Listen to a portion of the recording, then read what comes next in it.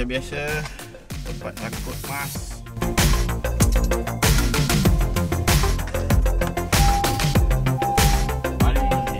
Mari kita bergerak ke Rizal Industries.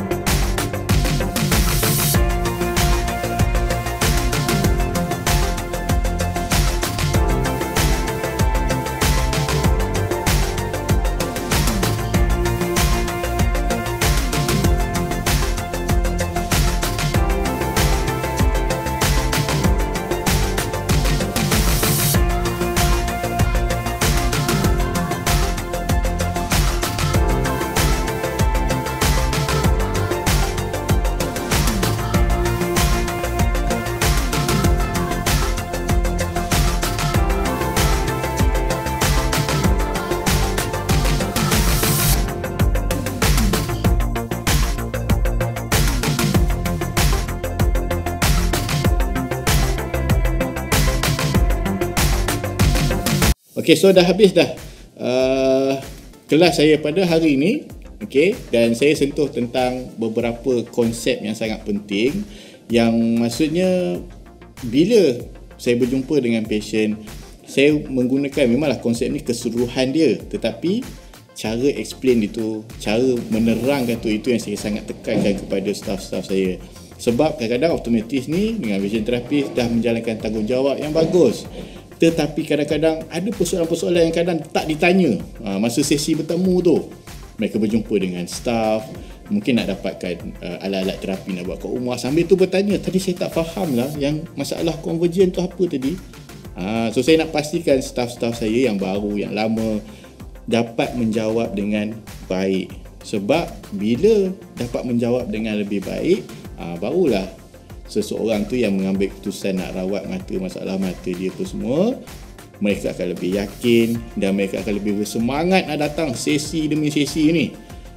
Sebab tu saya terangkan bagaimana orang kata aktiviti yang penting, maksudnya pergerakan mata tadi tu. Nak tengok balik, jom. Okay. So Fixit ni jangan risau dengan perkataan dia. Mana nak apelnya, susah benar tu kan. Fixit, Sakadik, Pursuit, dah nama macam kereta.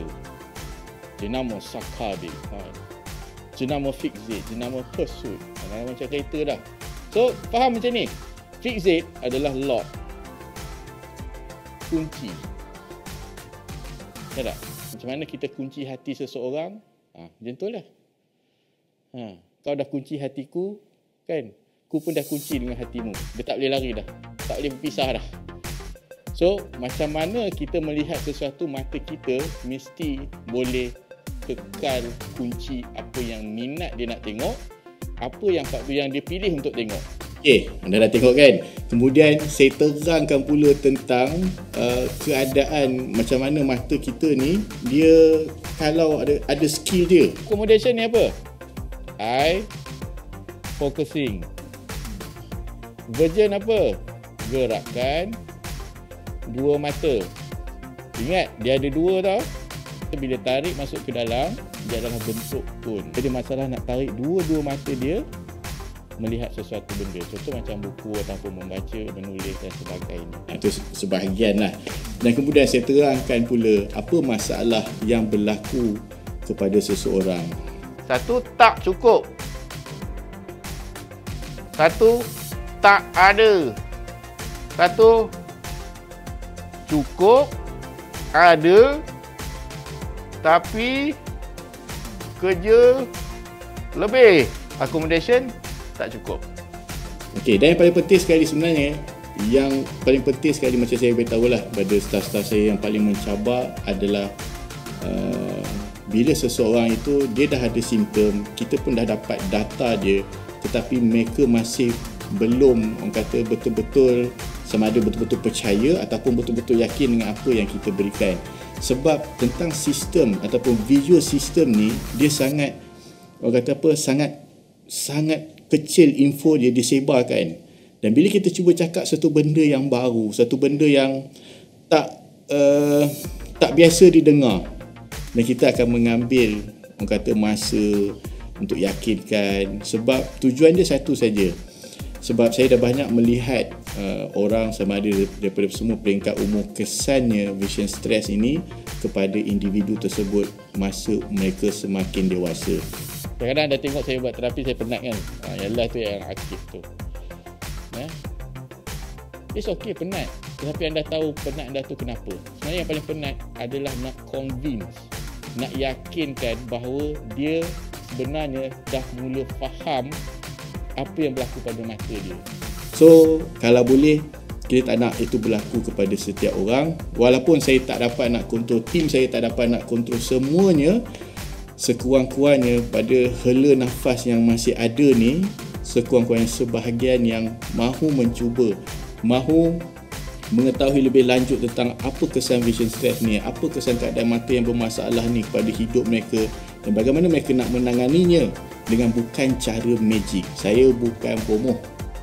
Saya adalah seorang optometris yang cuba mencari kaedah yang terbaik, sama ada segi communication, dari segi komunikasi, bagaimana nak berikan yang terbaik untuk fahamkan, dan ada rutin-rutin yang saya lakukan yang menyebabkan yang saya rasa berdasarkan pengalaman saya, kesan dia kepada seseorang individu yang bermasalah dengan visual system, dengan vision stress, dengan lazy eye, juling, double vision dan sebagainya dapat dikawal dengan lebih pantas, lebih baik, dan juga mereka rasa macam, oh, saya nampak ada progress pada diri saya. Sebab bagi saya, kalau seorang tu dia boleh buat, dia boleh nampak ada progress, so bermakna dia sebenarnya dah mula faham dan mula mempercayai, okey, inilah cabaran yang dia kena lalui. So dalam hidup kita ni penuh dengan cabaran. Bukan saja cabaran untuk mencari rezeki, bukan saja cabaran orang yang berkeluarga ataupun orang yang masih bujang, tetapi cabaran yang sentiasa kita gunakan, dan 5 deria yang kita ada, sebenarnya mata mempengaruhi besar dalam kita melakukan aktiviti-aktiviti harian ni ataupun cabaran-cabaran dia. Kalau mata dalam keadaan baik, kalau sistem mata dalam keadaan yang performance dia sangat bagus, menangani stres yang perlu dibuat, kerja komputer, belajar, macam-macam kerja yang kita buat dalam dunia pada hari ini, bermakna kita telah bersedia untuk maju lagi ke hadapan. Bila mata makin kuat, bila vision stress dapat ditangani, kita akan mula mengecapi banyak peluang untuk berjaya. Peluang kita create lebih banyak supaya tuah hinggap pada diri kita. Terima kasih kerana menonton video ini. Jumpa bagi anda yang belum subscribe, sila subscribe channel saya, dan kalau anda belum like, sila like dan tekan butang loceng kalau saya letak video-video yang baru. Dan terima kasih kerana menonton vlog saya pada hari ini. Terima kasih, jumpa dalam video yang akan datang.